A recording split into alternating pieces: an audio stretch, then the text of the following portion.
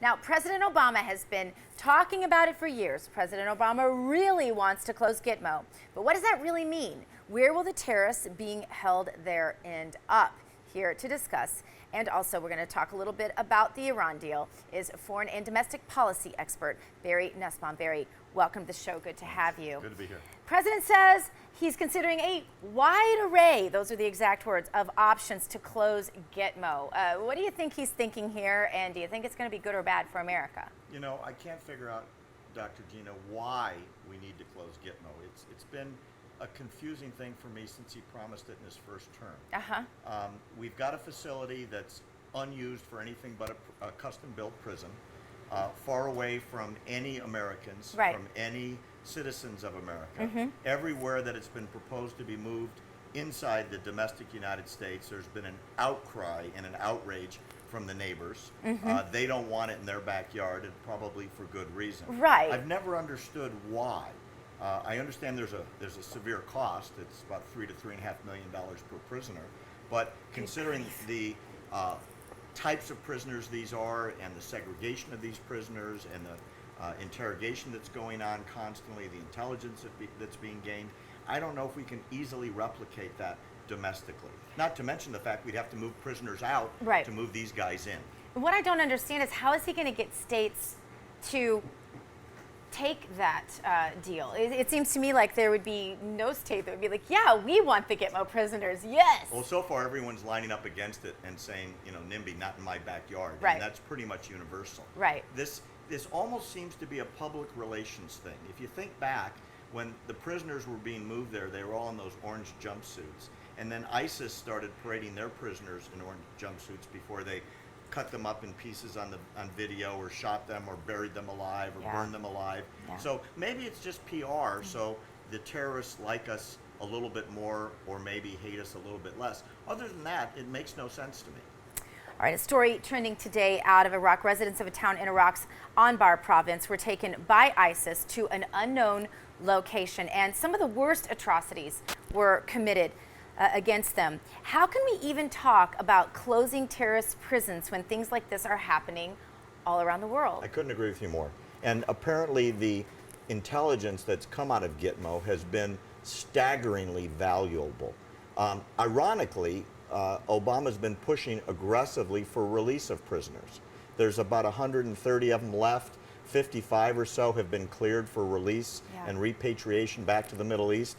A lot of them disappear into the provinces as soon as we let them go, and a number have shown up killing Americans again, not the least of which are the ones that were exchanged for Sergeant Bergdahl. At least 2 of them went back to the battlefield to kill Americans, just as they promised they were going to when they were released. And on another sort of foreign policy sort of deal, the vote on Iran coming up, there are protests happening all over the country. You've helped sort of birth some of these protests and the whole idea of them, one happening as far away as Tel Aviv. You told me on the break that 1 in 9 Israelis are strongly opposed to the Iran deal. Do you think that the protests make a difference, though, to this administration? Well, actually, it's 9 to 1 against it in Israel, meaning against the deal. In the United States, it's 2.5 to 1 against the deal. The part that's disconnected as far as the White House is concerned is the vast majority of all Americans, Democrats, Republicans, conservatives, and liberals, are against this deal. The more they find out about it, the more aggressive they are against the deal. However, the Democratic side of the House and the Democratic side of the Senate is not listening to their constituency. So that's why it's our hope that protests like this will show them, being the guys in the big white building on the Hill, how they should be voting in regards to what their constituents really are thinking. Unfortunately, the Democrats are lining up lockstep right behind their president, who wants this as a legacy. The Democrat office holders, you mean? Absolutely. Yeah, because the Democrat rank and file feel a bit differently than the office holders representing them. Exactly. The Democrats are profoundly against it. I'm talking about the voting citizens across the country. The Democratic legislators in the House and the Senate are lining up behind Obama for a different reason. Some are carrots, some are sticks, some are threatened, some are being promised new deals. The amount of gold flowing in the hills, in Capitol Hill down the hallways, is unprecedented to line up those votes. It's the worst deal in American defense history. It may be the worst policy blunder in foreign policy history in America, and it looks like he's going to be able to veto it. Is there a time where protests have made a difference to this president, as far as you can tell? As best as I can tell, no.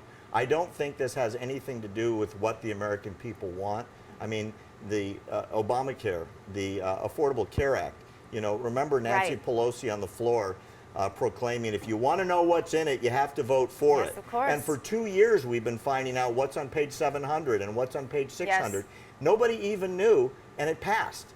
This is actually much worse because it could result in the deaths of millions and millions of Americans if they go nuclear and have the capability to deliver. And that's exactly what we're giving them financially, is the ability to deliver those weapons onto American soil. It's catastrophic, and it really needs to be stopped. I think, though, a lot of people make the mistake of believing that this is a problem for Israel, that America's somehow isolated in this, and this isn't going to affect us. So we'd hate to see that happen to that little isolated country, but sooner or later it's going to happen anyway. We're tired of putting our neck out there, is what I'm hearing from some of these office holders. What's your comment back to that? You know, Israel is on the front line, but if you look at the facts, what they are buying, they being Iran, are delivery capabilities not for Israel. They already have the missiles to hit Israel. They're developing ICBMs, intercontinental ballistic missiles, to deliver payloads onto American soil, onto Western Europe and America. That's not for Israel. They've got the missiles to go there. They're ordering long-range fighter jets from from China. They've ordered 2 different missile systems from Russia. They're building the most advanced helicopter combat facility in the world, all with Russian facilities and American money. This is all offensive weaponry, and it's not for Israel, it's for America. And if you read the Ayatollah's book, it's about destruction of America. He released it right after Kerry came back from Geneva. How about that? Go figure. Go figure. All right, Barry Nussbaum, check him out. You can find him on Twitter at Barry Nussbaum. TheIsraelGroup.org is his organization. And if Barry Nussbaum Report will tell you all this stuff. It's all there. All right, awesome. Thanks for being with us. We appreciate you.